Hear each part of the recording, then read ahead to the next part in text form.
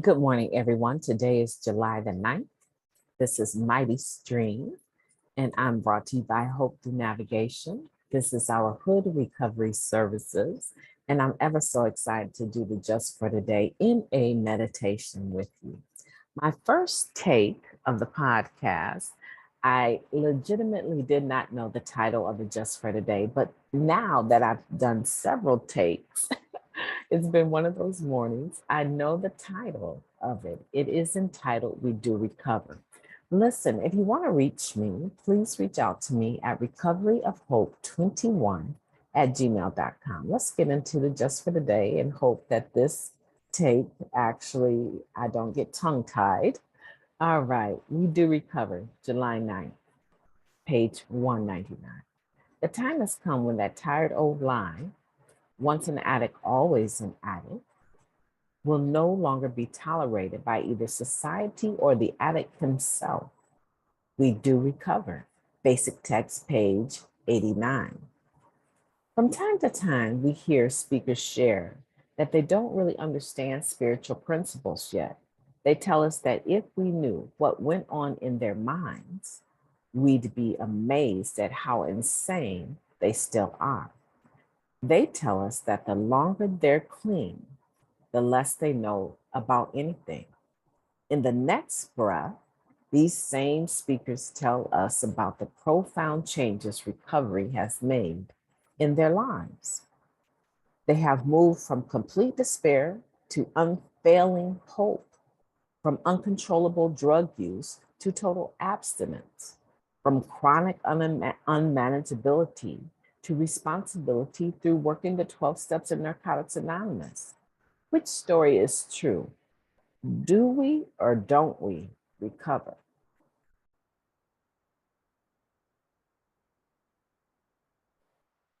We may think we demonstrate humility or gratitude by underplaying the change that recovery has brought to our lives. True, we do injustice to the program when we take credit for this miracle ourselves, but we do an equal injustice to ourselves and to those we share with when we don't acknowledge this miracle's magnitude. We do recover. If we have trouble seeing the miracle of recovery, we'd better look again. Recovery is alive and at work in Narcotics Anonymous and old timers, in the newcomers flooding our meetings, and most of all, in ourselves. All we have to do is open our eyes. Wow. You know, I'm feeling this. I mean, I literally have goosebumps all over my body. I am really feeling this just for today. And let me tell you why. Because the mother, um, the mothership of Narcotics Anonymous is Alcoholics Anonymous. And the mothership of Alcoholics Anonymous is God Anonymous. And did I say that right? I just want to be clear. The mothership of Narcotics Anonymous is Alcoholics Anonymous, and the mothership of Alcoholics Anonymous is God, G-O-D, God Anonymous. And the reason why I want to be very clear about that is that sometimes people, just like the Just for Today we did the other day, right? Getting familiar with the G word, the God word, right? So some people attach the word God, the title God, to religiosity.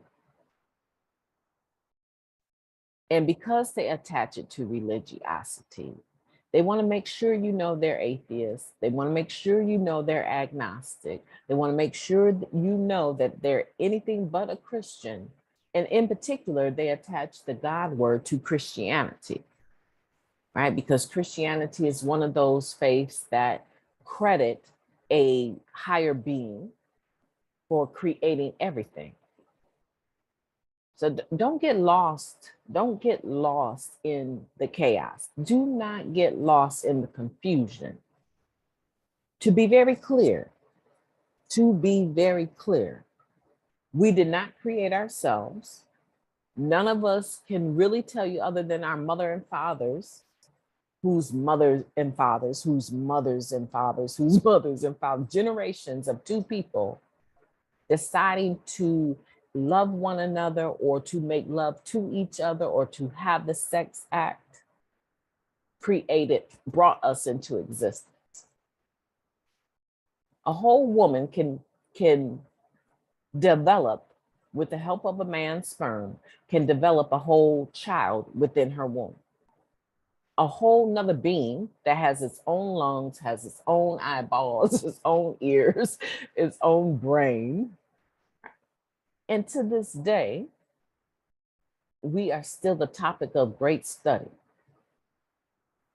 So to be very clear, we do know for certain that we didn't create ourselves. And we do know for certain that the beauty of what we are experiencing is a miracle within itself. I get a cut on my arm and I can watch it, and over a period of time, I heal slowly, but over a period of time, there will be skin that will replenish that damaged area, that wound, that cut, right? It will heal over and be like new. These are miracles that we don't even really have to search too long for, because we benefit from the miraculousness of our physiology, our physical bodies, right? We are benefiting daily from having breath, right? And so here, to me, this reading helps an individual to put things into perspective. Once you come into recovery and you start learning that you can live your life day to day, face problems, and stay clean, you start having an opportunity to recover. A lot of people like to debate about whether or not we do recover completely. But let me say this, and I want to make sure that I say this and go on record for saying this. The extent to which an individual can recover, to the extent that this word, these three words, we do recover, applies to an individual, really depends on the individual. See, because I'm not really of the mind that I am still sick in the way that I was when I needed to use every day. A lot of my faculties have been restored and nearly completely. Do I have some mental lapses, some days of depression? Absolutely. But they don't compare to what I was when I got here in 1993. See, understand that. I'm not that same person. I'm not that same mentally ill person. I have been restored. I have recovered. And you might not like me when I say I have recovered and put the ED on there as in past tense. But you can, if you don't like that, then you cannot say that some people that have cancer are in remission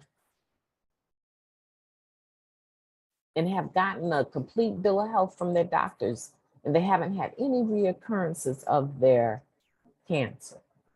See, because if you believe that they can recover from cancer or pneumonia or diabetes, right? Then you can believe that we can recover from the disease of addiction. But it doesn't come just because you stop using. It comes because you start retraining your brain with the principles of the 12 steps that you can stop using, lose the desire to use, and find a new way to live. And that new way of living is recovery in and of it all by itself.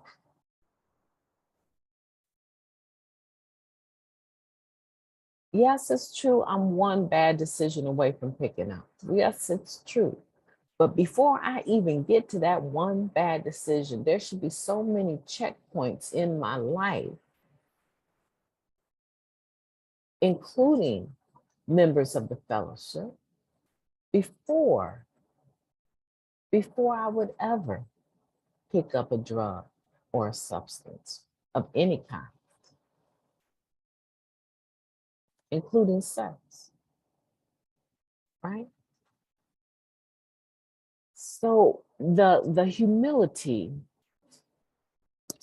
this is what it's talking about. It's talking about hearing people share that say, I don't, thank you for having me come to share, but I just want to make it clear on any given day, I am still insane. And then they go on and talk about the miracles that they've benefited from. Like it's kind of like they're causing a contradiction in their attempt to be humble. But false humility don't serve anyone. There's a saying that says, playing small does not serve the world, right? So false humility is an issue, right? I can be humble and not discount the greatness that has happened in my life because of the miracles that I enjoy as a result of staying clean and doing the work that needs to be done, right? So yeah, I'm human. I make mistakes, but I'm not going to dim the light on the power of God and how he has allowed me to come to this point to be trusted today from being distrusted, to be bestowed upon with so much love from other people and to see it. That's the miracle, is that I can see it, because I'm sure the same people were loving me before, or the same magnitude of love was there before, but I couldn't see it. I could not see the forest because of the trees. But today I understand and I know without a shadow of a doubt that we do recover. And I have recovered from the disease of addiction. So, what is it I'm saying when I say I'm an addict? I'm saying that this is a disease of addiction that I experience. I have passed through. There's no one that can help me other than no one can help me better. Put it like that. The therapeutic value of one addict helping another is without parallel. It is my responsibility to apply step 12 and to carry the message to the addict who still suffers. And do I have some suffering, some issues? Absolutely. But honey, they're nothing like what they were. They're nothing like where they were. And I continue to have this disease of addiction in remission by doing the podcast every day, talking to sponsees and my sponsor, and having a relationship with other recovering individuals. Because the therapeutic value of what you bring to my life is a lot stronger than what anyone else can bring to it, because we have a commonality, right? They have all kinds of support groups for people that have lost their loved ones, grief support groups. They have support groups for people that are overweight, support groups for people who are sex addicts. Um, and they put those titles on those groups because they want people to know that the exclusion is if you don't have this condition, this is not the group for you. The commonality makes the group supportive. Okay, so I hope that helps. I want for you today to keep your recovery alive and to talk about, not boast, but talk about the miracles that you've experienced as a result of being in recovery.